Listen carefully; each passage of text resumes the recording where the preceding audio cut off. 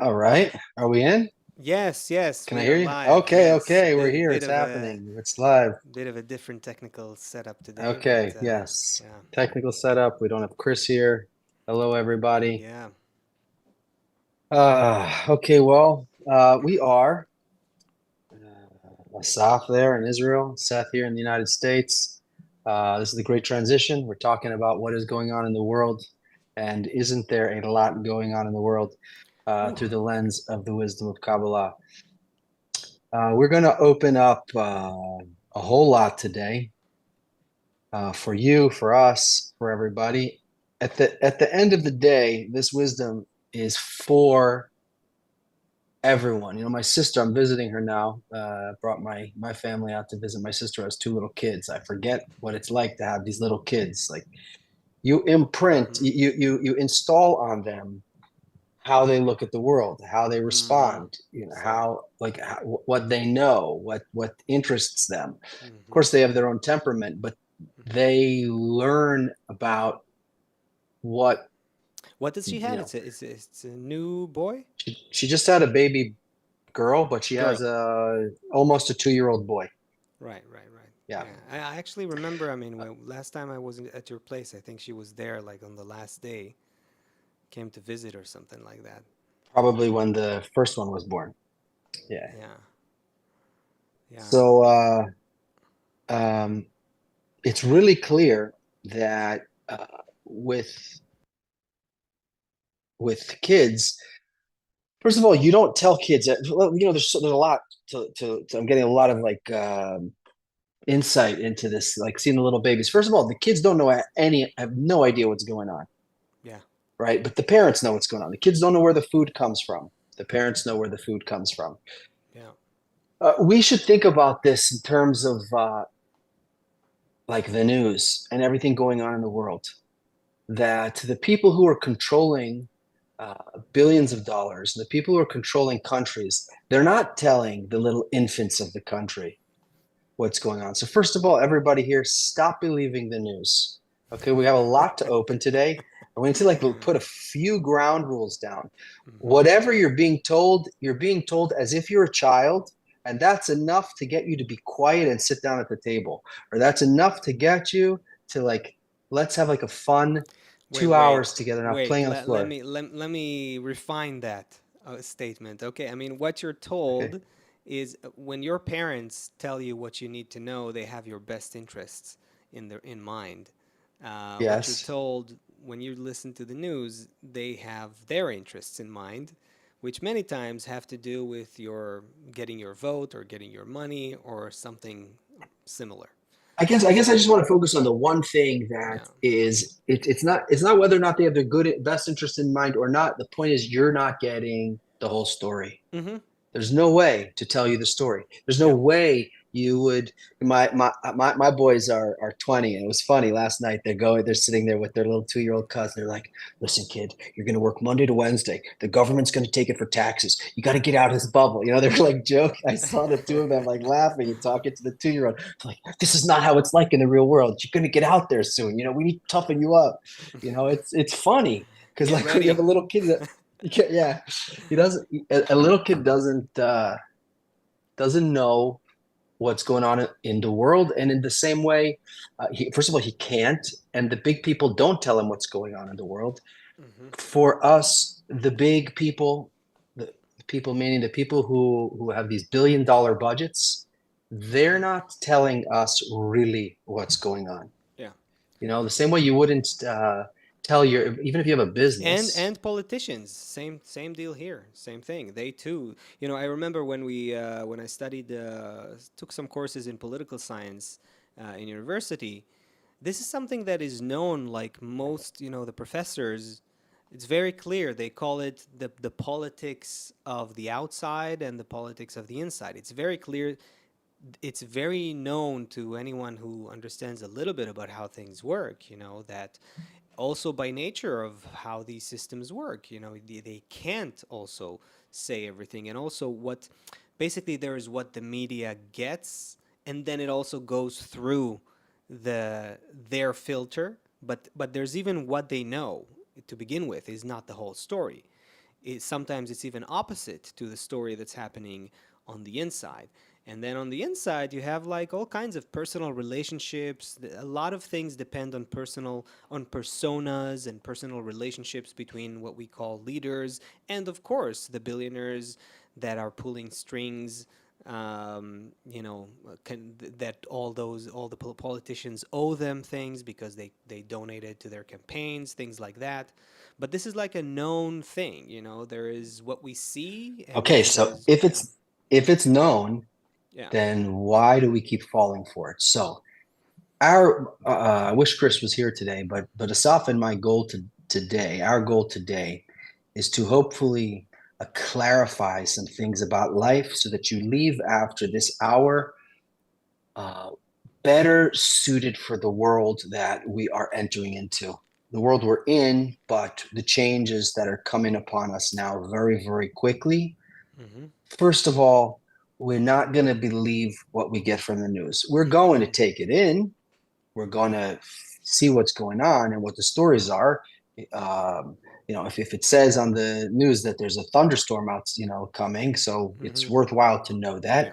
If it says on the news that, you may want to know these things, it's important to be in the uh, network with everyone. But first things first, we're not going to base our reality on those things. Yeah. Here's another thing. When you're a human being, there's all of these parameters that help us navigate the world we're in. For example, heat, right? So if we naturally move towards warmth, but if it's a blazing fire, we stop. So there's parameters of where's our comfort, right? Like you get in the car in the winter or in the home, you turn up the heat. But you don't turn up the heat so everybody's like sweating. Yeah. You find some parameter. Now hear this, people.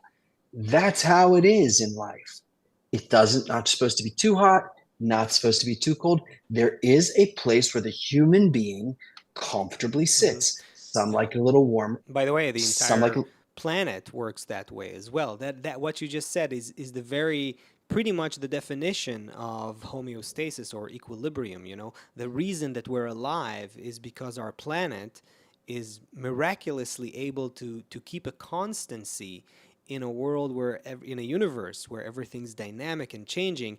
And for millions of years now, Earth is able to keep this temperature relatively, in a range that allows life. The air, the oxygen levels. It's a mm-hmm. lot of things. It's many, many, many things. This is part of what physicists call the fine tuning of the universe. There are so many parameters and physical constants. Like the strength of gravity. It's a certain kind of strength. If it was too strong, then then The galaxies wouldn't be crush. able to, Yeah. yeah, nothing would work. If it was too weak, then everything would just fall apart. And so everything is held by balance and homeostasis, and there's a range in which life can occur and evolution can happen. So yeah, that's it's everywhere Okay, basically. so second thing to put in your notebooks for today. First of all, don't trust the media. They're all liars. Second of all, everything for us is parameters, and we need to understand what the parameters are. In order to navigate this world successfully, we need to understand how we fit in it. And it's not intuitive. And I wish we had a lot of time today to even go through economy. Let's just talk for 1 minute, Saf. I'm going to just do something unusual and talk about the economy for 1 second on the side. That normally in a business, if you do really well and make a product that people like and do it efficiently so the business works well, and if you don't, if your customer service is terrible, if your product keeps breaking, so people won't buy it and the business doesn't work. And this is in general how the world would work, right? If your restaurant is good Yeah. and you treat people well, they come. And if it's not, it closes. And this way, we always keep, there's parameters of like what's acceptable for us and we exist in there. Now, what happens like during COVID, and what happens in general with the this printing of money that we have now going on. The U.S.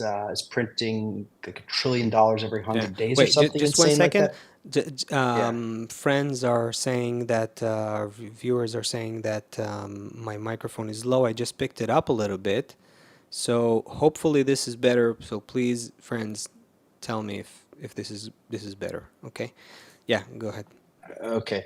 Um, so when we have a situation like we have now, where so much money is injected into the economy, trillions of Mm-hmm. dollars like this, or uh, so what happens is there isn't a connection between um, actual work and reward. It's totally decoupled. So we live in a world now where Mm-hmm. effort and reward are decoupled, which means you can go to work today and work all day long, but you can't.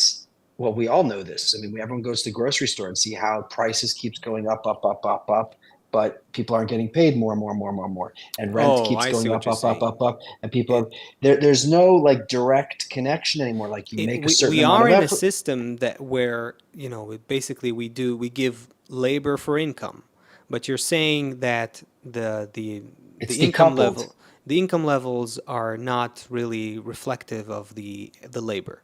Yeah. Okay. Yeah, now listen, back in slave days, it was Yeah, also, yeah, yeah. Everything's decoupled. You work relative, all of day and you get course. a piece of Hmm. bread. But we're talking about what's happening now, that there was a system that was developing where labor and effort is somehow related to reward.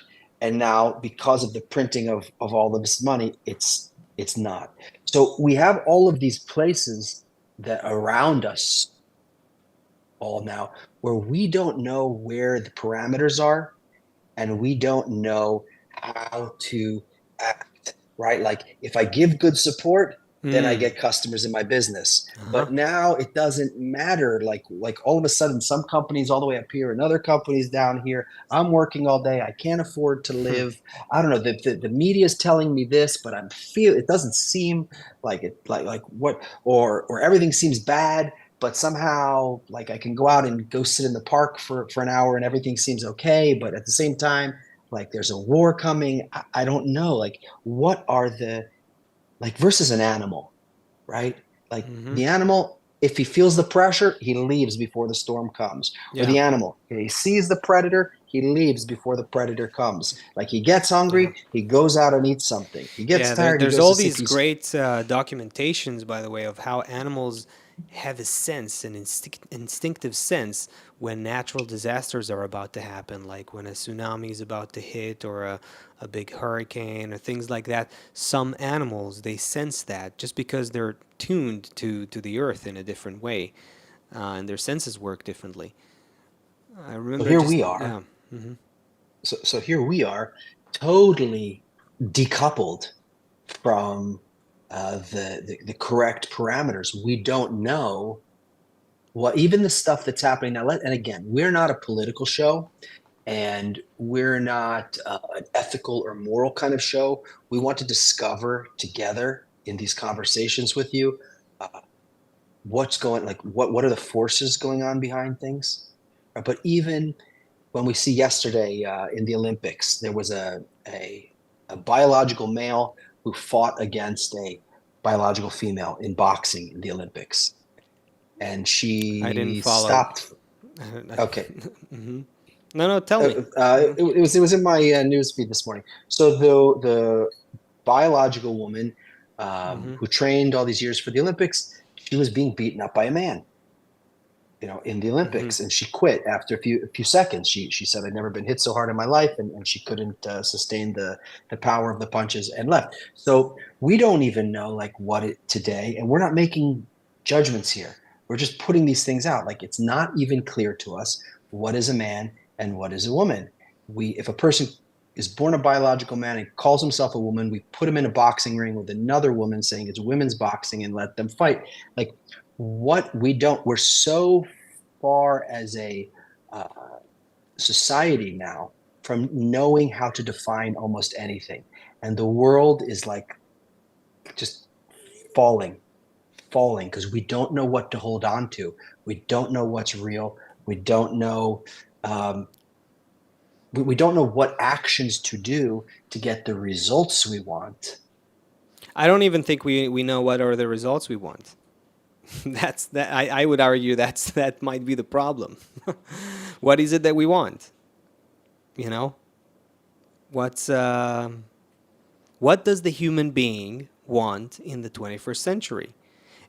I think that people of the past centuries, and not all the time, and not in all times, but like for instance, I'm just going way back now. Okay, maybe that's not completely relevant to where you wanted to take that, but in in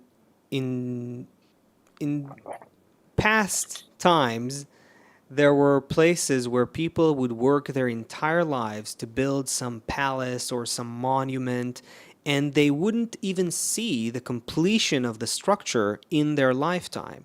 They would have to, they would just agree to dedicate their life to being part of building something great, which they will not see the end of, but only their children will, or their children's children. Mm-hmm. You know, I don't have specific examples in mind right now, but a lot of monuments that exist to this day were built in that fashion. So those people, much simpler times, different people, different humans, different human condition, right? But they knew what they were living for. They knew what they wanted to get out of life.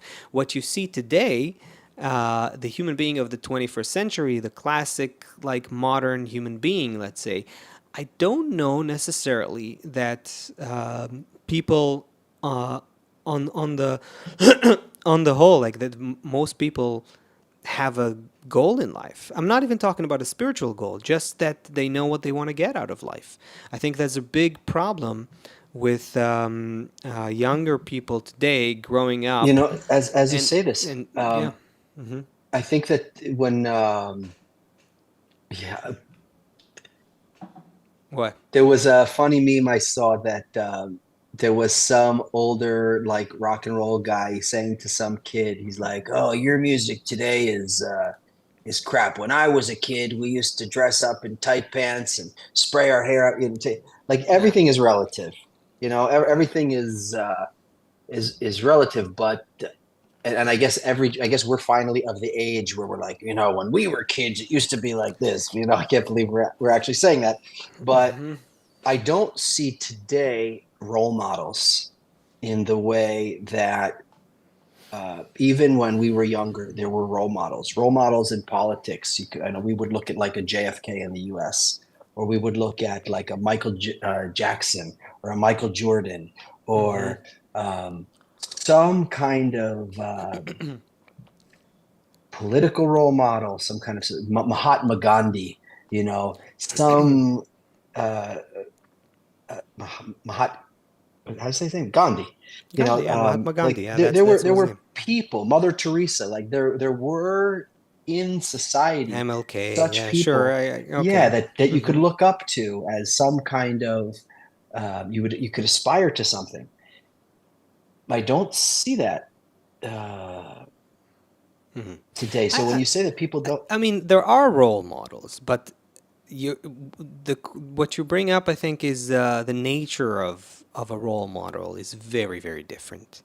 That's the thing. Like the fact that leaders today, it's a very different thing, than what it used to be. I mean, just the fact that we talked about it a while ago, but many Western countries, leaders, for instance, don't have children today. That is very strange compared to the past. That would not fly. That would not work. I don't know, 50 years ago, because the family unit was something very important. Was something very, it had to do with with a role model. So today I would say there are role models, but it's a very different thing. And also, of course, with the internet and social media and everything, so everyone can be a role model for at least some group of people. So you don't need Mhm. certain credentials to be a role model. You need to be able to attract views, basically, and that because of that, you can see what happened to music. You can see what happened to, politics. The fact that today a leader could be, someone who has no children, maybe, or someone who has many, who's has a complicated past, let's say, with all kinds of markers that you wouldn't necessarily attribute to a leader. Today it's not. Today this can happen. So that's just, norms are changing, social values are changing, but it's definitely different. Yeah. Okay, so yesterday or 2 days ago, Vladimir Putin said the only way to peace is a greater war now. That we need a bigger Hmm. war, and this is the only Really? way to That's what he bring said? everybody to Mm-hmm. peace. Unless I read some BS news, which is also totally possible. Remember rule one of the Mm-hmm. show we started with, don't believe the media. But I did read it, and Let, let's let's and that was talk it. talk a little bit more about this media thing. I want people to understand where we're coming from, okay? Because I'm not sure. I mean, Yeah. our viewers probably see beyond this. If there's someone new watching, then this could sound like just another, oh, okay, everything is a conspiracy, and maybe that's how we're misconstrued. The don't believe the media thing. I would say just here's a quick little experiment that anyone can run at home. Okay, I started doing this recently. Um, Whenever you want to look at the news, and most people don't read all the text when they look at stories; they just read the headlines. And the headlines are supposed to be the most important thing, like the thing that tells you quickly what's going on, right? Do a simple experiment.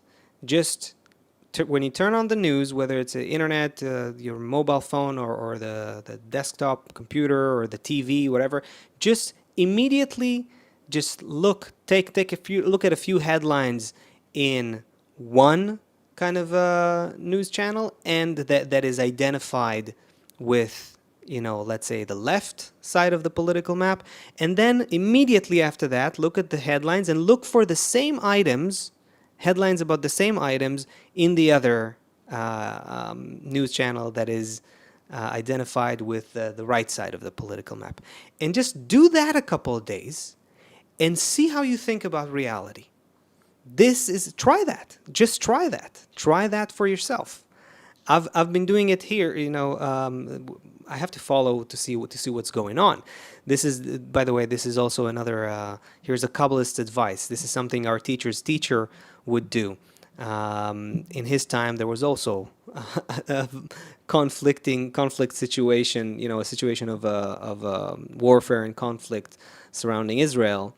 So a Kabbalist doesn't detach from the world completely and just moves away to a different planet, and you stay connected to what's happening in the world, and you try to connect that to the upper world. That's a different thing.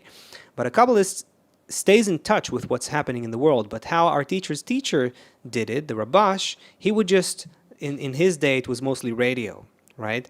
So he would just turn on the radio for 1 minute when the news, when the breaking news kind of update starts, and listen to those headlines, basically, like when the first 2 minutes, when they went minute or two, when they talk about what's happening.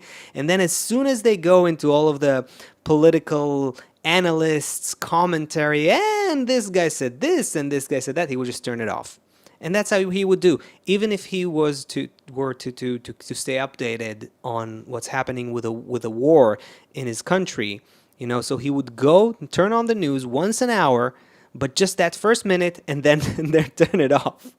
So that's So an I'm going to show advice. you something. But try the I want experiment, to folks. Try it. Hmm. I want to show you something. So we could do this probably for any single politician, uh, Hmm. for any political party. So please, again, when we show you examples here, Don't take it as one political party or something, but I'm going to show you a video that's gonna drive home what you just said. You're going to see. So at one point, the media gave you one story, and then later they give you the exact opposite story.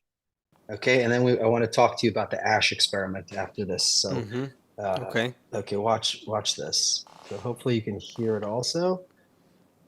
Tell me if you can see my screen I can't see. I don't know what you're going to play, and now. okay, now I see your screen though. Okay, you see this? I see your Safari thing and the Zoom. Okay. Okay, you see it? Okay, Yes, I watch. do. Yeah, I So see it so pretty so well, listen to what they actually. say. Media after Listen. Biden dropped out. Okay. So they're going to juxtapose before and after. So watch this. Okay.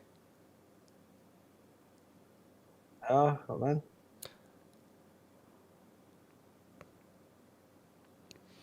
I do see your screen, but it's not playing.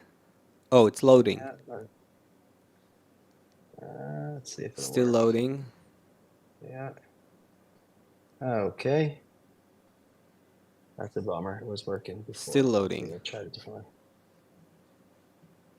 You're restarting it? Now I Yeah, think hold your on. thumb is hiding your camera. Okay, now you're good. Okay, hold on. Screen.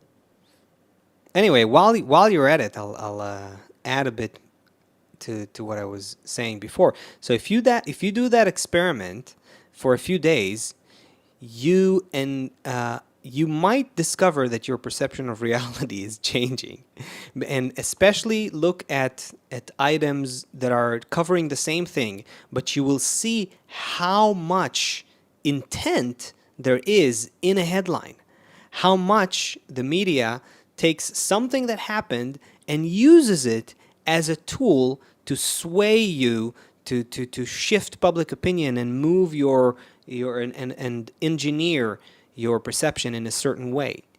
And it's done, and then think about how it's done daily, hourly, to millions and millions of people. Border czar. Meantime, Okay. Vice President and border czar Kamala Harris facing some backlash. What he said about Harris and immigration was not true. She was never appointed border czar. And this will be her first visit to the U.S.-Mexico border region since she was appointed as the border czar by President Biden. People gonna have to counter the misinformation. You already hear folks talking about the border czar. She wasn't the border czar. President Biden tapped Kamala Harris, Vice President Kamala Harris, to be the border czar. Now, she wasn't the border czar. That's what Republicans labeled her. They were very critical of Kamala Harris, especially in her role as border czar. Now what she's up against is folks lying about her border record, calling her a border czar. Kamala Harris, who was appointed as the border czar. The Biden team didn't declare her the border czar. They wanted her to work on kind of the root causes of immigration. There has been so much criticism against Kamala Harris. You know, she was the border czar. Calling her sort of the border czar, which wasn't necessarily the case. So the border, if they weren't planning to address it in a major way, do not make her your border czar. She met with some of the Northern Triangle countries, but nothing has effectively changed. Okay, so the point is that the same news outlets just tell you she is, she isn't, and it could be for any politician.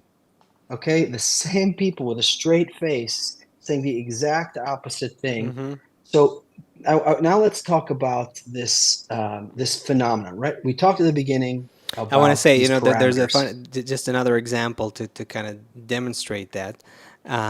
Something that's been happening in my country. So as everyone knows, we're in the middle of a war that's been wondering if happening we were gonna for months now. And there's something funny, like one of the stand-up comedians here in Israel said, you go to channel whatever, like we have like there's basic channel 12, let's say, and and you think that we're gonna die, everything is just falling apart, you're dying, and then you go to like channel 14 and you go like, oh great, we're winning, everything's great, it's almost over, it's almost done, and it's everyone, it got a lot of laughs because everyone knows this is true. I mean, it's so.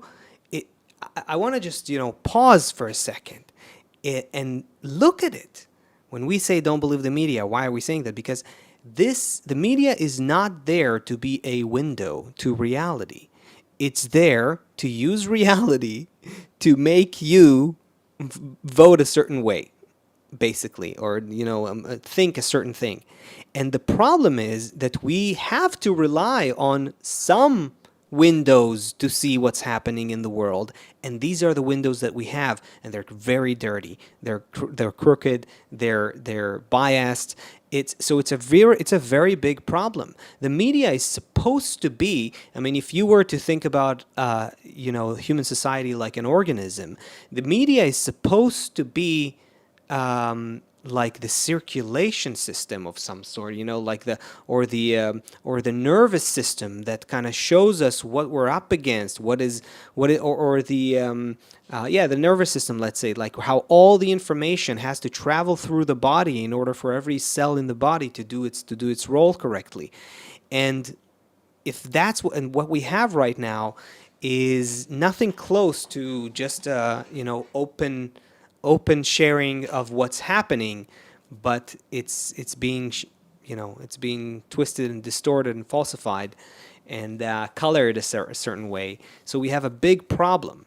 We have a big problem as a collective organism. It's like what we big said. problem. It's like what we said when trillions of dollars are pumped in to the economy. You can't tell what's going on anymore.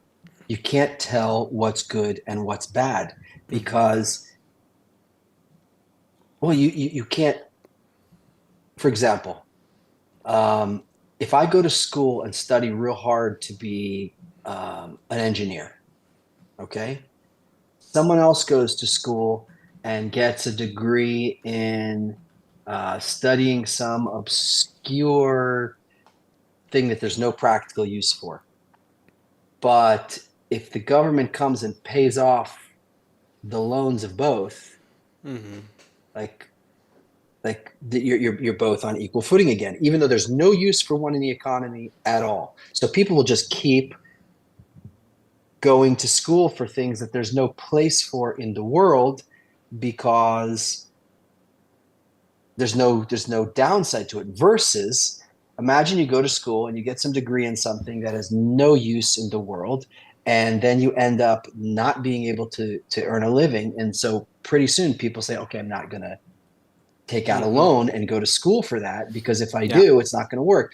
But if I go to school for something that has no use, no practical use at all, and then someone pays off my loan, meaning the governments who printed this money pay off my loan in order to, maybe I'll vote for them or something, then there's no mechanism. You don't know. We don't know now. Here's the problem, Asaf.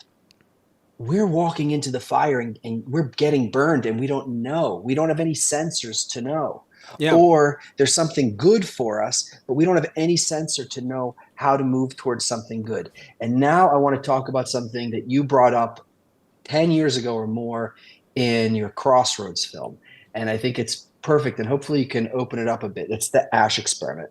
So this experiment, hopefully you're going to tell us all about it. But what strikes me in this conversation is that people behave not based on, like, for example, I have a parameter in me that knows that this feels good and that's bad, or that's the right thing and that's not. But I don't follow it because I'm getting all these messages from the media, or I'm getting all these messages from society that are telling me something else.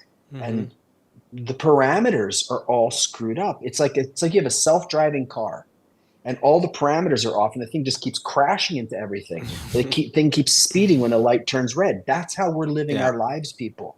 Understand, that's what we're trying to communicate today in this roundabout way. What we're trying to get to is to understand that the world looks the way it looks now, not by accident.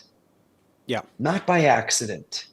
Let's start to understand what the parameters are and tune ourselves back into the parameters so we can move in this world correctly, so we can stop when we're getting too close to the fire, when we can move closer towards something that's actually going to lead to something good.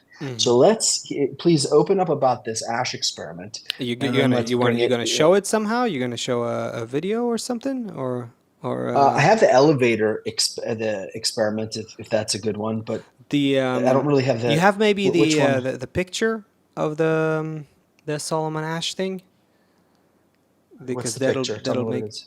like the lines, just the lines. We could use Oh, that oh to yeah, from explain. yeah, sure. So it's just That could help. yeah. Anyway, Okay, I'll find while that. you find it, I'll just say so. Basically, I'll tell our viewers. Yeah. So what Seth's referring to is that there was a social psychologist. His name was Solomon Asch. I think I want to say 1971, but maybe it's even 60. Anyway, we could look it up. Let's see, Solomon Asch. Uh, I think the experiment was the conformity experiment. Yeah, 50s. Sorry. Yeah. I think 51. 51 was the famous experiment. Anyway, what he did was something very interesting. He put in one classroom like 4 or 5 people, and all of them besides one were confederates of the experiment. One person was actually the subject of the experiment, and what he did was he showed there's like a teacher, which is actually part of the experiment, of course, that comes to the class, to the room, and he shows 3 lines on one side and 1 line on another side, and he asks the people a simple question. He asks them what line is longer than is the same length between the sides. Can you show the picture? You got it? Yeah. I just found it. I'm going to send Mm-hmm. it here, and we'll see it in a second.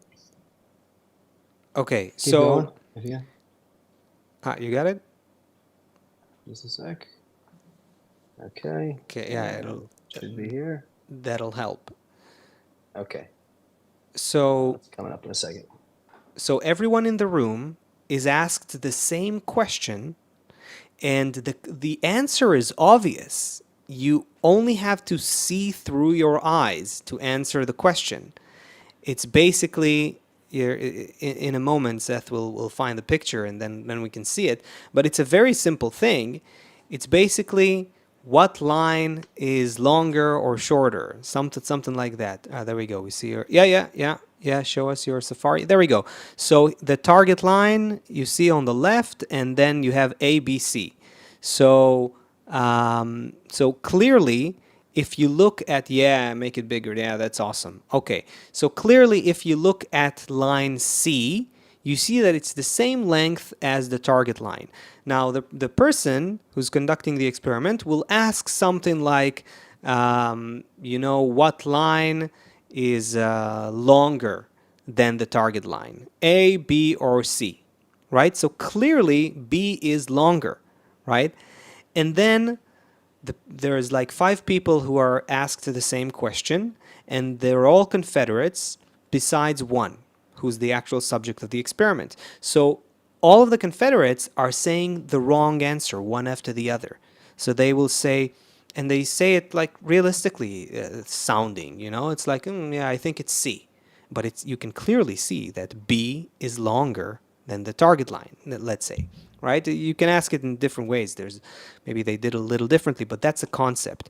And then they say one after the other, C, C, C. When you get to the person who's actually the subject of the experiment, what the experiment shows is that again and again, to a very high percentage, I think 60-something% or 70%, something like that, most people, they embrace what they heard, even though it doesn't fit what their eyes see. So if 3 people or 4 people before you say that C is longer than B, you start questioning your own perception. And there's actually levels of analysis to what's happening to the subject in such a situation. At first, you're just questioning your own vision, right? But if the thing continues again and again, you start questioning your own perception, and ultimately you just embrace the perception of the others, and you begin to actually see it that way. And that is mind-blowing if you think about it. So let's imagine, people, you've been in an argument with someone, and you know, for example, that like you have the facts in your hand, or you were there or something, and now this person, not only do they believe, like, are they saying the wrong thing, but they start like finding all kinds of proofs for it. Yeah. Right? Like think everyone should know, should have, not only have we done this ourselves, but we should also feel what Asaf is talking about. Like, it happens to all of us all the time. Quick tangent on this. Seth is as you're talking about this, you're basically talking about how we have a mechanism that rationalizes and immediately creates arguments to support a certain opinion, and we see it when human beings get into arguments. Very quickly it becomes winning the argument. That's the important thing, not finding the truth or coming to a productive outcome. What's important is to win the argument, right? Now, this is a quick tangent here it's a very telling thing.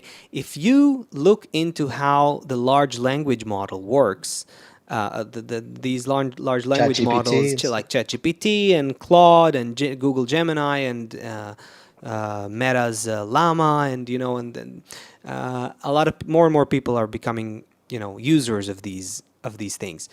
What's very interesting is that it mimics exactly that ability, and that's why that's one of the reasons why ChatGPT, for instance, or the other language models, they can make mistakes, because what they know is how to reason, essentially, and how to use language in order to give you an answer for anything that you're asking, basically.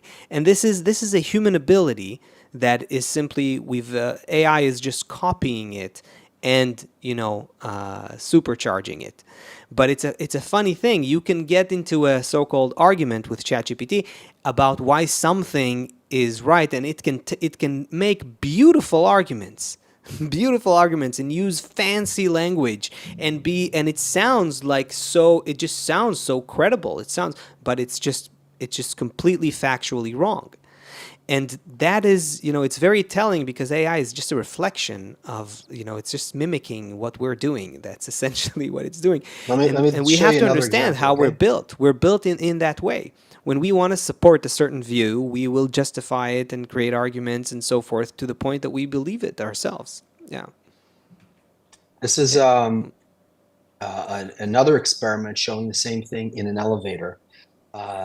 Everybody in the elevator is in on the experiment. They're all facing the back of the elevator. An unsuspecting person who's not in on the experiment gets in the elevator, and eventually she turns and faces the back of the elevator also, right? Why? Because am I doing something wrong? Or maybe we're all supposed to be facing the back of the elevator. So watch this, and as you're watching it, imagine that this is happening to us all day through our lives, through the things we do, through the way we talk, the things we start believing. This is people reproducing the original experiment. You can Google the experiment later and find it's done more beautifully. You can really see it in real time how it happens. But the woman on the blue on the right hand side, she's fixing her hair now. Watch what happens. It works for us. We're swapping people in and out to reinforce the behavior. Emily's acting like it's the most normal. Oh, Nadia's turned. Nadia, okay, her bag is slipping off her shoulder. She's nervously playing with it. Yeah. Yeah, these are nice. Nadia's now halfway round. Will she go any further?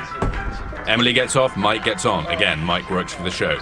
Presses his button, faces the back like it's the most normal thing in the world, like he does it every day. Nadia is really feeling the pressure right now. I'm not going to see anyone else. Isn't he on Scott's making some small talk. He was in celebrity rehab, I think. Oh. Yeah. She's looking towards the back of the elevator. Yeah, she pretty much turned at this floor point. 4. Yeah. Okay, so you get the point. It's the same concept. It's basically so there is. I mean, the title of our show today is "Why Are We Designed to Believe Lies?" I mean, that's basically why we are. First of all, we are designed. It's built into our social psychology, and it has to do with our beings as social creatures. There is a quality within us that, whether we are aware of it or not, like it or not, we are interdependent. We depend on what other people think is right, what other people say is right, what other people show us is right. And we look to others in order to shape our narrative of what reality is. We look at what clues we get from other human beings in order to say whether something is good or bad or right or wrong, whether someone is the aggressor or someone is the victim, whether someone is morally right or someone is morally wrong. We are a network, and we can't get out of it. We can't, as an individual, it doesn't matter how strong and powerful you think you are and how big a critical thinker you are. It doesn't matter. We're all dependent, we're all connected in threads in iron shackles, shackles, Bala Sulam says, to the others. We just don't see them. They're unseen, they're invisible to us. But if we saw how the thing works, how the system works, it would be very clear to us that just like cells in a body, human beings are like cells in an organism. We are connected to each other, completely influenced by each other. And that's why we're designed to believe whatever it is we hear from our environment. At the very least, it influences and shapes our understanding and perception of the world, and we have to take that into account. This is also why, consistency is a big thing. Media outlets know it. The people who pay for certain media headlines know it. Hitler knew it very well. If you say the same thing again and again and again and again and again and give every household a radio. Exactly. And just make sure people hear it. And you say it again and again and again. It becomes people's narrative of what's going on. It just the fact that the constant exposure becomes truth for us. This is something that we at first have to be aware of. Second, we have to understand that whether we like it or not, we're even or aware of it or not, even after we're aware of it, we're still influenced by that. And then we should start thinking, okay, so how do we shape our environment in order to change our thoughts, to change our heart, to change our intention, to change how we see and perceive reality? But it has to be through this shaping and designing our own environment. There's no other way to do it. I noticed something on the chat that's unrelated, but I just want to take a few seconds just to relate to that, because I think there's a Sig 310. I think it's a new name here on the show, at least watching live, and he or she asked about gematria, and yes, gematria is, I just want to say that someone answered that they don't really cover the gematria on this channel. I just want to say that for those who are curious about it, yes, it has to do with the wisdom of Kabbalah. It very much is. Gematria is essentially a language. It's a way in which Kabbalists can document the spiritual relationship that they discover with the Creator. That's what the letters, the Hebrew letters, really are about. And Gematria is essentially the numerical value of the Hebrew letters. And we cover it to some extent on this channel, but not on this show. So if you're interested, just search on this channel in Kabbalah.info, and you'll find there's at least a few good sessions about it, good lectures about it from our friends. So just wanted to clarify that. Okay, back to our thing. If we get too close, if we get too close to fire, we get burned. If we in a normal natural world, right? If I am on some drug or have some problem with my nerves, I can walk right into the fire and I'll melt and be burnt up, but I won't feel any pain. I won't know to stop. In a normal economy, if my business treats the customers well, offers a service or product that is valuable, my business will thrive. If it doesn't, or if we have terrible customer service, it won't. we can exist in normal parameters. So people, what are we trying to talk about now? What we're trying to talk about now is in order to exist in the world that we're entering into, the world we're going through. Yes, as my father would say, son, the world has always changed. Yes, you're right. The world has always changed. However, the way it changed from when we were all agrarian, all farmers, or all hunters and gatherers, until the Industrial Revolution was one way, and how it changed from then to now is different, and how it is from now to where we're going. It's true. It's always changed, but we need to be prepared for the kinds of changes that are going on. In order to do that, we have to understand what are the forces around us and what are the parameters we exist in. And one of them, and what we're talking about today, is this magical situation where people, regardless of what the truth is, will do something if everyone else around them is doing it. And I don't hear you. Oh, sorry. Do, think, and feel. I would say this is what's so. I mean, you remember the other experiment about like with the MRI and the wine, like you give a person you tell a person that you give him two different kinds of wine to try, and you tell them that one type of wine is really expensive and it's super great and so on, and you then let them taste something really you tell them is really cheap. It's actually the same wine exactly. When you tell them it's the expensive one, not only they say it tastes well, literally the neurons in their brain or the pleasure centers in their brain fire up like a Christmas tree. And when you tell them they're drinking the cheap stuff, they don't think it tastes that well. And the fMRI scans shows their brain activity accordingly. So this means that our society and the input we get from our environment, it doesn't just make us,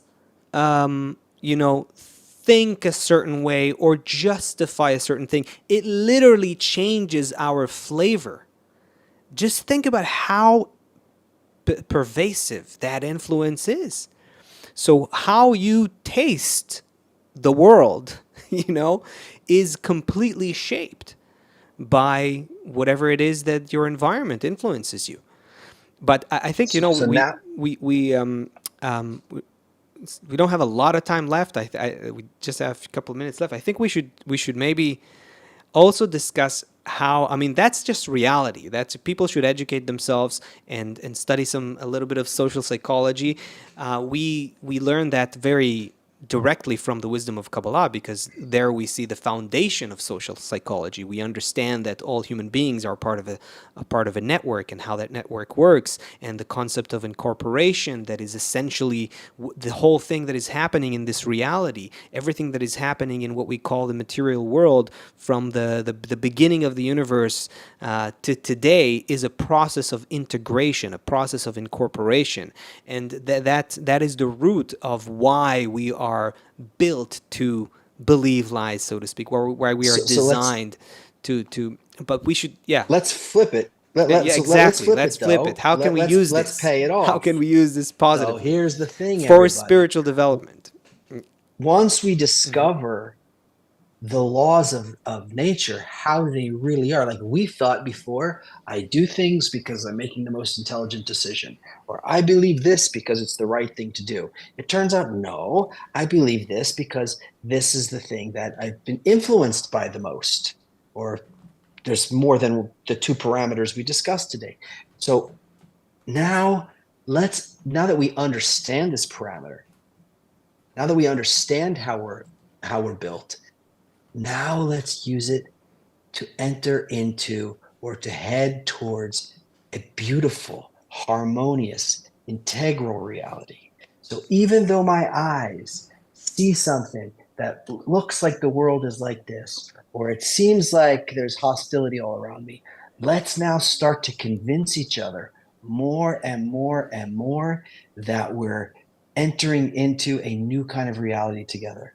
Let's start to convince ourselves more and more that there are laws of nature that are operating us, that things can come into balance, that we don't need to live our whole life under people who are just lying to us all the time. Let's use the exact same kind of situation we just talked about, but now let's use it to launch ourselves into the good. And this is why it's so, I'm getting like the goosebumps even, because you can get 1 billion people, 8 billion people to all move towards the good if we keep repeating a good message to them about love, about connection, about balance. Here's the crazy thing, the crazy thing about what you're saying. Basically, you're saying, look, if we recognize that we influence each other, like whether we like it or not, let's use it in a positive way to do what? To actually show to each other and prove to each other and convince each other that we're all connected and that we're all dependent on each other, which is the reality. This is what's interesting. I mean, this is something that science in the last century, at least, is really helpful in at least providing, and this is why also Baal Sulam and other Kabbalists appreciate the empirical science, the empirical sciences. They even see it as some sort of an extension of or continuation of and on the spiritual laws that we discover from the wisdom of Kabbalah. It's science in that respect. The empirical science is essentially it and Kabbalah are working in a similar way, in the sense that we're looking for laws of nature and how nature works. So science has showed us very clearly again and again and again how everything is connected.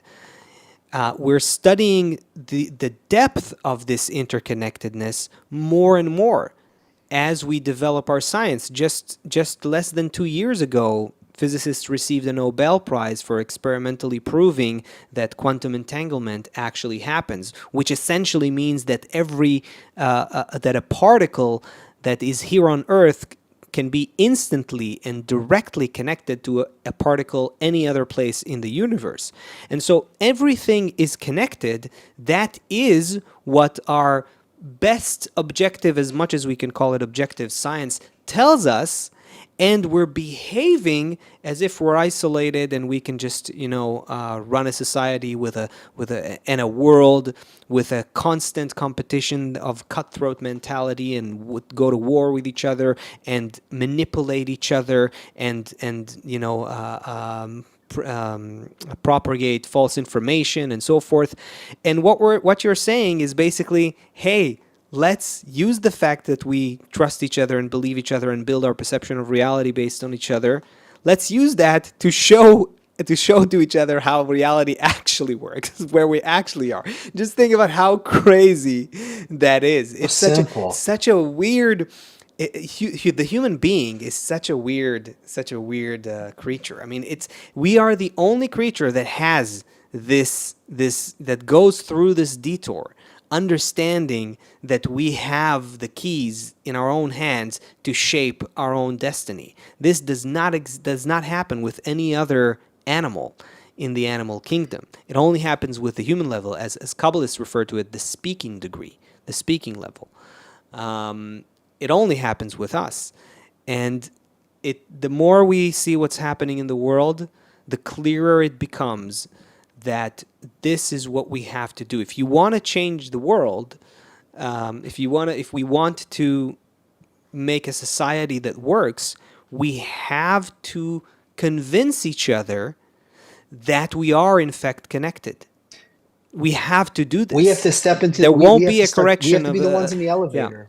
Yeah, exactly. We have to be like the ones in the elevator who are facing the opposite direction. Everyone is fighting each other. Everyone wants war. Everyone's crapping. That's the way the world is going? No. Yeah. We're facing the other direction, the opposite direction. Yeah. And slowly, everyone who comes around us will start turning that way too. Okay, so I want to tell our viewers, before we conclude, I want to add one more thing.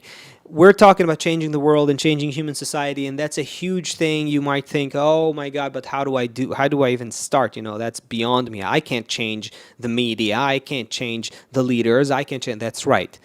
But what you can do is put yourself in such an environment and feel what that does to you. And by just being in such an environment, you can get a glimpse of how humanity can change, how humanity can in fact transform. This is what the kind of experience that you can have in a little bit over a month from now. We have our KabU retreat coming up, and that's exactly what we do there. We have these retreats as much as we can. These days we're doing them twice a year, one in Europe, which we just had almost 3 months ago, and one in a month in the US. And I'll put a link in the description. So you're going to do the link? Okay. or if you can do it, I'll put a link in the description where people can find details and register and everything.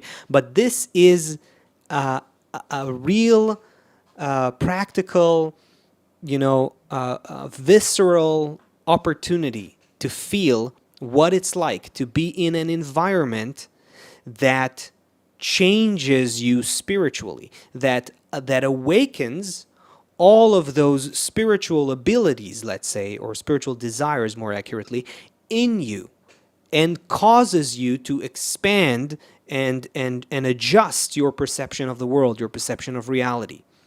It happens to people very powerfully in such an environment where we know it, and it's part of the Kabbalistic method. Kabbalists always studied for thousands of years in groups, in certain settings. They always spent a lot of time together and lived together beyond just studying the wisdom and discussing the wisdom. There is something. There is a lot, not just something. There is a lot that happens in that kind of environment that just can't happen any other way. So, in short, if you're interested, check out the KabU retreat details. You can also participate virtually if you can't come physically. It's a hybrid event, so do check this out. I'll put a link now in the description. BK, who I think is new here. Hi, BK. I haven't seen your name here before. BK says, can a connection and concentrated thought of 1 million people move a planet? Can we use this power to change the orbit of planets and bring Mars closer to Earth? Okay, well, I don't know about moving Mars closer to Earth, BK, but on this show here, we're talking very, very generally and not getting too technical. But once you start studying, like, for example, at the retreat Asaf just posted the link for, we start opening up some of the texts of the Kabbalists. And if you get into it more and start studying the texts all the time and start understanding these texts, what you'll hear is that what we do between us will not only affect Mars, but will affect all the planets, all the stars. In fact, the entire reality responds, it's called rises and falls, with the human element, who is the crown of the whole creation. When the humans arrange themselves in a more harmonious and integral way, then all of the systems around which were built for those humans also arrange themselves. This requires going deeper into perception of reality, which is a big topic in the wisdom of Kabbalah. Because how is it possible that all of those, Baal Salam brings this question as, I think, the fourth inquiry or fifth, can't remember, that he brings up in the introduction to the book of Zohar. He says, why did nature create all of the stars and planets and galaxies and everything just for the human? Is that what Kabbalah is saying? But of course, later on, this is a long introduction to the book of Zohar where he talks a lot about perception of reality. Later on, we understand that if we were to see how reality is built, we would see that even the galaxies we think of as far and huge and outside of us, far, far, far in the cosmos, they're layers of us. There's really just one creation, and we are a sentient, conscious layer of it. And that's why all of the still, vegetative, and animate levels of nature, they're layers of us that we don't realize that we activate with our intention, with the aim of our hearts. But that's for another day. Yeah. Okay, so everyone, big Chris too. Let's send a big hug to Chris. Chris, wherever you are. He will be back. He will be back. We won't be back next week, though. We should say that. Next week specifically, we won't be able to do the show. Some of us are going to be unavailable, more than one of us. So we will be back the week after that, and we're getting closer to the retreat. And as we're getting closer to a retreat, we get more and more excited about that. So expect us to discuss this more in various aspects, because our minds are going to be there, our hearts are going to be there very soon. We're asking everybody here to now imagine that there's nothing to wait for. Start injecting these kind of thoughts of good, of connection, of love, of harmony between us all into the network, into the human network. It's a critical time, and we'll really, as much as we can, count on everyone and need everyone. So that's where we are. We'll be back, not next week, the following week, 2 p.m. Eastern. Big hug to everybody, and thanks for being here, everyone. See you soon. All right. Yeah. See you soon, everybody. Can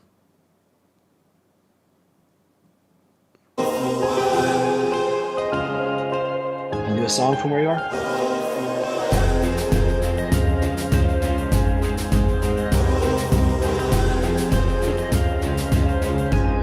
Bye, everybody.